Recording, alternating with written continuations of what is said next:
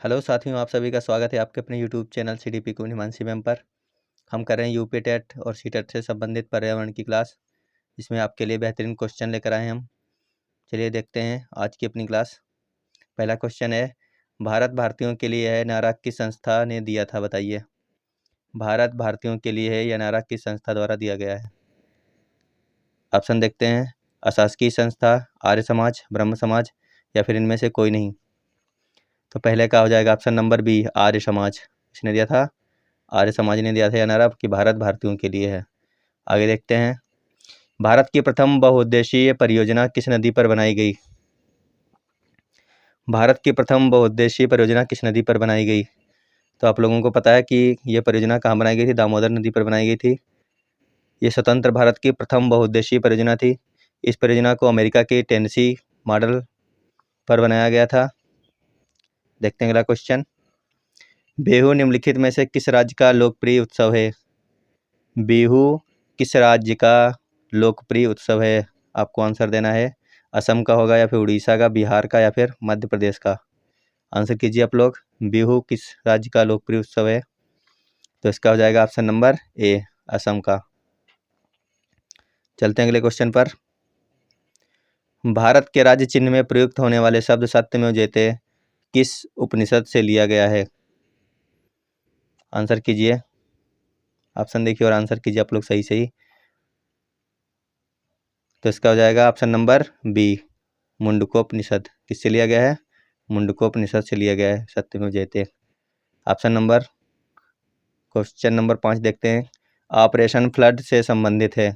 ये खाली जगह में भरनी है कि ऑपरेशन फ्लड किससे संबंधित है। देखते हैं, दूध आयात से है या फिर डेयरी विकास से है या फिर तमिलनाडु से या फिर इनमें से कोई नहीं।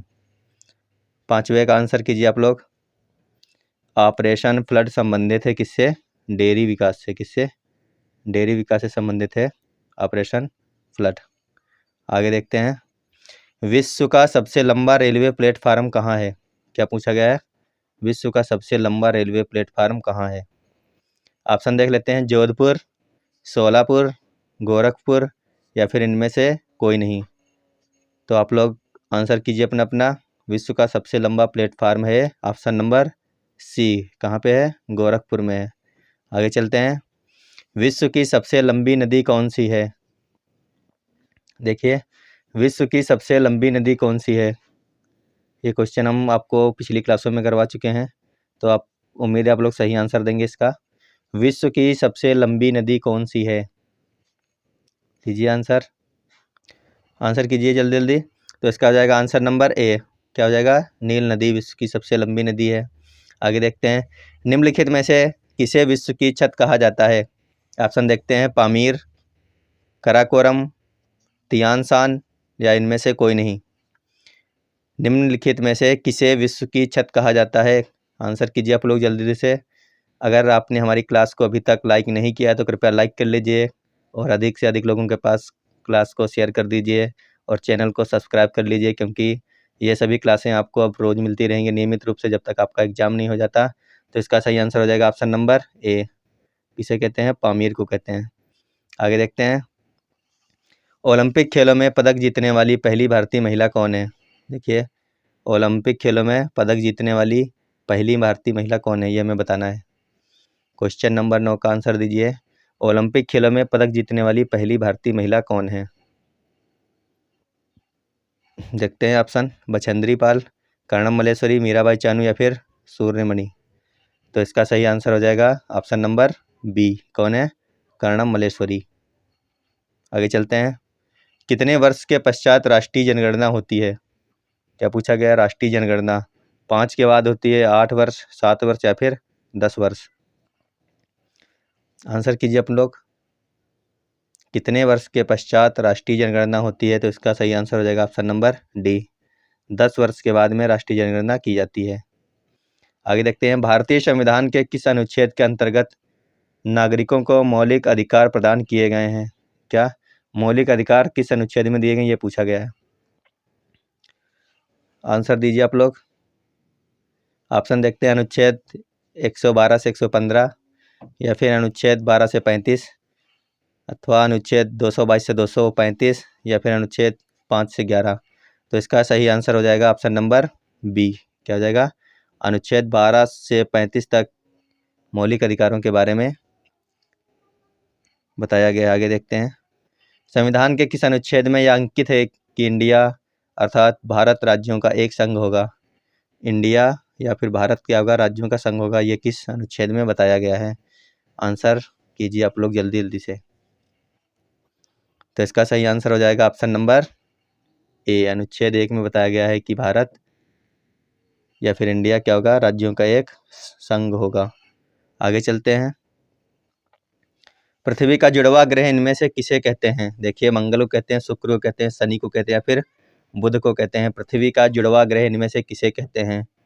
तो इसका ऑप्शन हो जाएगा बी। शुक्र को कहते हैं पृथ्वी का जुड़वा ग्रह या फिर जुड़वा बहन। आगे देखते हैं। स्वर्णिम रेशा इनमें से किसे कहा जाता है?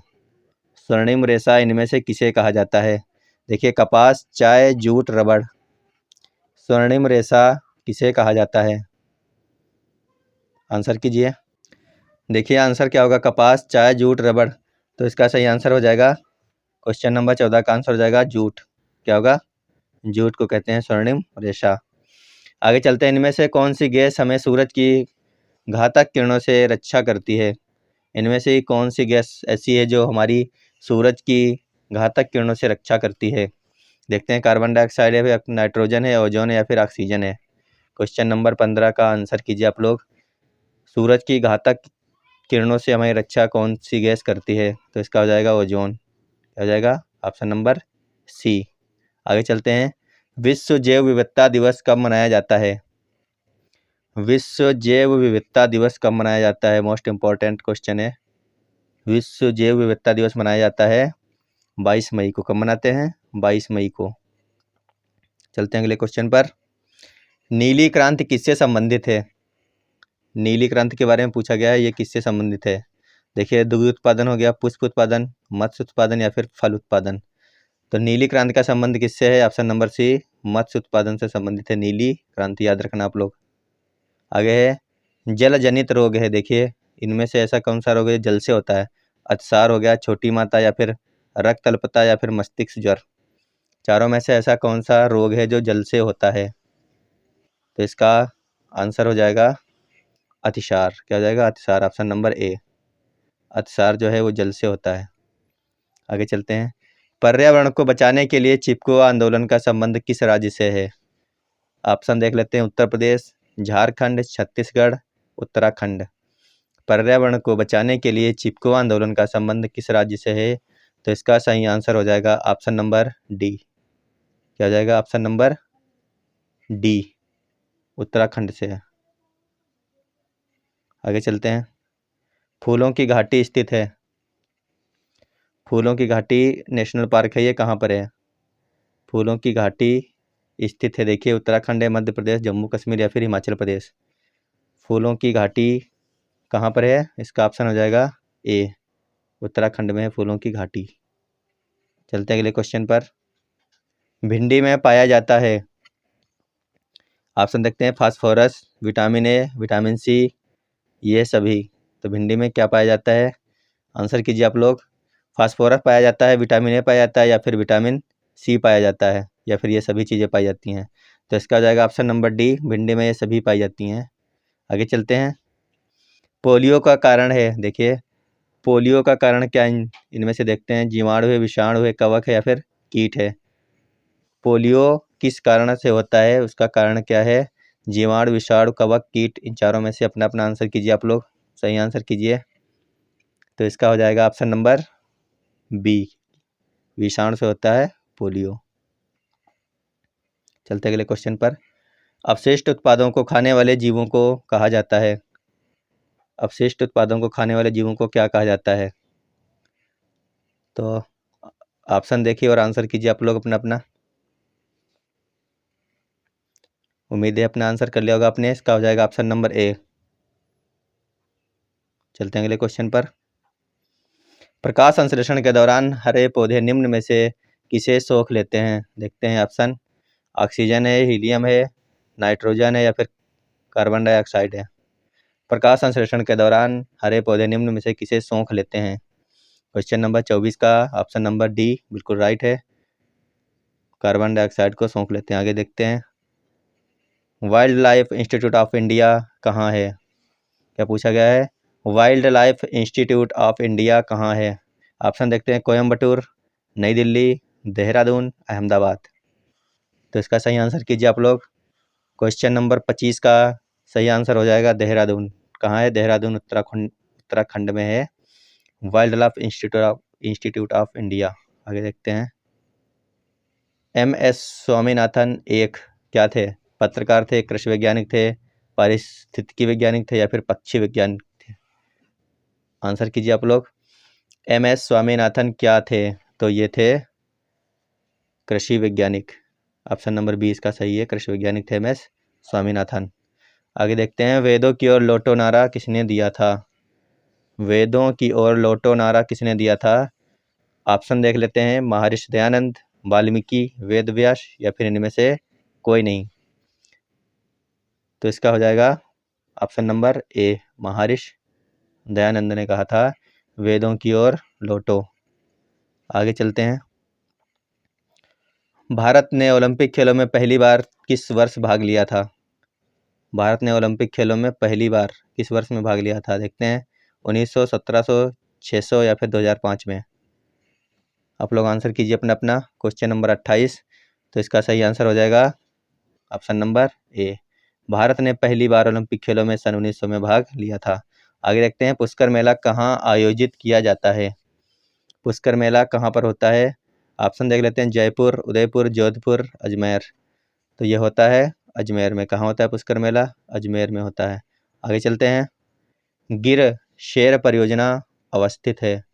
गिर के बारे में पूछा गया है, जो एशियाटिक शेरों के लिए प्रसिद्ध है। ये कहाँ पर है नेशनल पार्क? गिर नेशनल पार्क कहाँ है? तो इसका ऑप्शन देखते हैं, गुजरात, महाराष्ट्र, उत्तर प्रदेश, मध्य प्रदेश।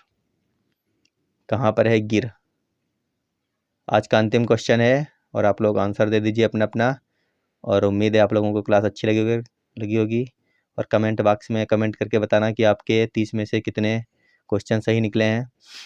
तो आज का अंतिम क्वेश्चन, इसका आंसर हो जाएगा ऑप्शन नंबर ए, गुजरात। क्या जाएगा? गुजरात में है गिर शेर परियोजना। दोस्तों, अगर आपको हमारी क्लास अच्छी लगी है तो वीडियो को लाइक कर लीजिए और अधिक से अधिक शेयर कर दीजिए वीडियो को। चैनल को सब्सक्राइब कर लीजिए। क्लास देखने के लिए धन्यवाद।